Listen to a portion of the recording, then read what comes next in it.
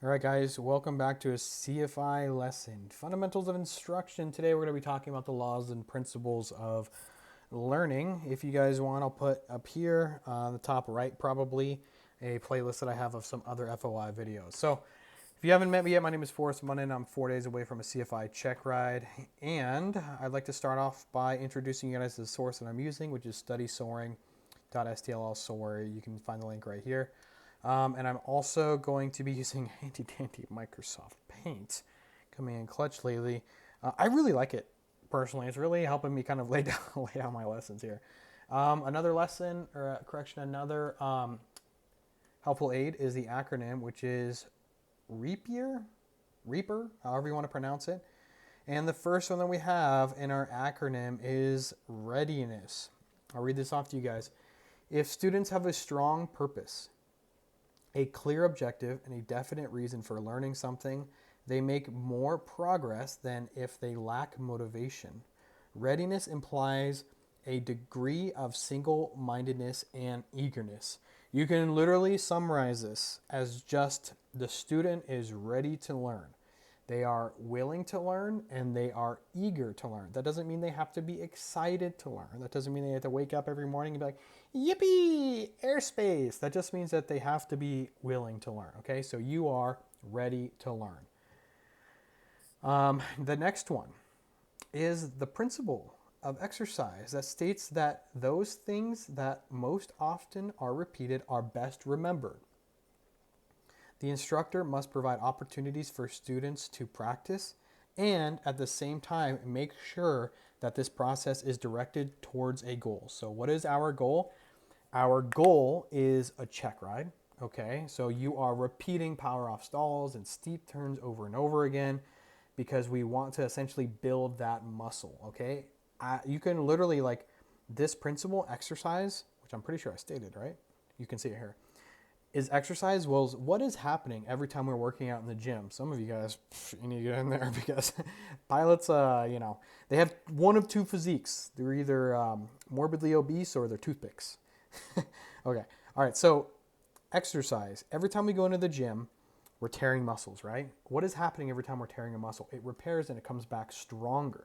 This is the same kind of concept here, which every time we train steep turns or every time we train power off stalls or accelerated stalls, the next day we come back, we do it again, and we are better until we get to the point of when we are ready for our goal, to accomplish our goal, which is that check ride, right? Which is completing these maneuvers to the standard. All right, that's exercise. But I want you to remember the key words here, okay? It is what is most often repeated, okay? Exercise is what is most often repeated, will be best remembered. You're setting those neurons in place. You have established yourself in muscle memory, and you are ready for your goal. Okay, the next one is effect. The principle of effect is based on the emotional reaction of the student. It states that learning is strengthened when accompanied by a pleasant or satisfying feeling, and that learning is weakened when associated with an unpleasant feeling, okay? So when learning is pleasant, when it gives us a feeling of satisfaction, okay, that learning is strengthened because you get the dopamine, you get the endorphins, well, not the endorphins, but the dopamine, you get the good feeling like, wow, I really, I enjoy doing that. Let's go ahead and do it again. And then it says, and that learning is weakened when associated with an unpleasant feeling. Okay, so effect is associated with feelings. I would even argue to say that I've learned a lot from really bad feelings. Like I've made some mistakes while flying that gave me the feeling of like adrenaline and fear and anxiety. And because that was like a negative feeling, I actually learned a lot from that negative feeling. But I feel like that goes without being said, okay? All right, the principal effect, it's based on the emotional reaction of the student.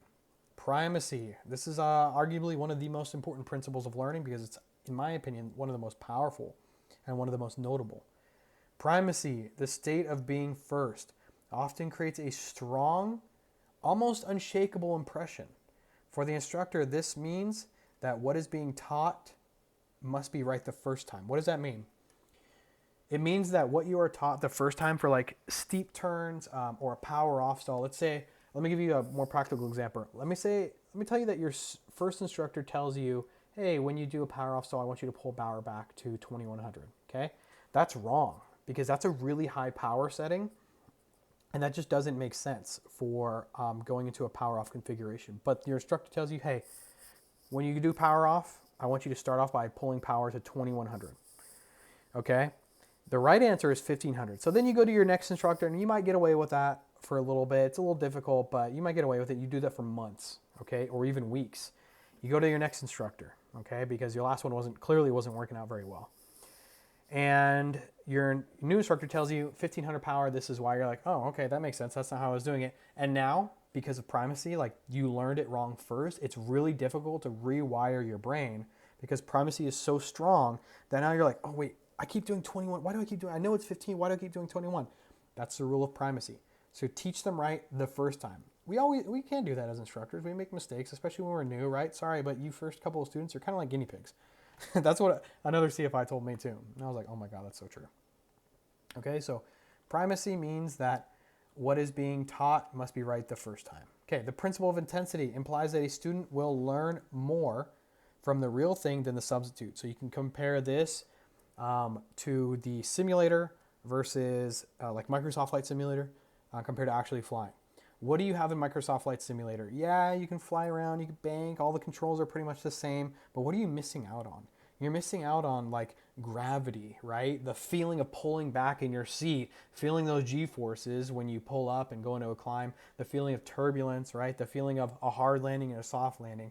So the principle of intensity says that you will learn more from flying in real life rather than Microsoft Flight Simulator, okay, or chair flying. The principle of recency states that things most recently learned are best remembered, okay? So this kind of goes hand in hand with exercise. The things that are most recently learned are best remembered. The principle of recency often determines the sequence of lectures within a course of instruction. So I think the most important takeaway here is right here, that the things most recently learned are best remembered, okay? You just did it yesterday. Of course you're going to remember what you did yesterday. You did, you did some soft field landings yesterday. And I tell you, hey, go ahead and let's go ahead and do some EPs. When's the last time you've done some EPs, huh? Like 3 or 4 weeks ago. You see how recency comes into play here? Okay, so these are the 6 principles of learning. We have readiness, exercise, effect, primacy, intensity, and recency. And the acronym that we use for this is REAPER, okay? All right, guys, have a good one.